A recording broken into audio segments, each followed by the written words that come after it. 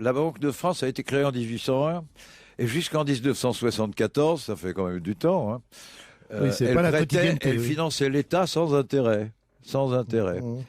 Si on était resté là, aujourd'hui, avec tous les emprunts qu'on a fait depuis, puisqu'on emprunte tous les ans, la dette publique française serait de 16 ou 17% du produit national brut.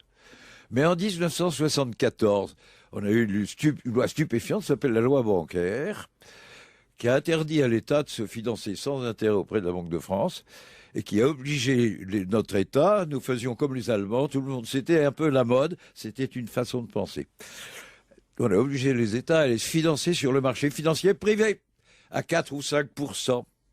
Et du coup, notre dette, elle est maintenant à 90-91% du produit national brut. C'est un peu effrayant. La note s'est moins augmentée du surplus post-Lehman Brothers que j'évoquais tout à l'heure. Ce qui veut donc dire d'abord que l'humanité a vécu quelques siècles en se finançant à l'œil et sans avoir de crise de la dette souveraine. Ça donne des idées tout de même.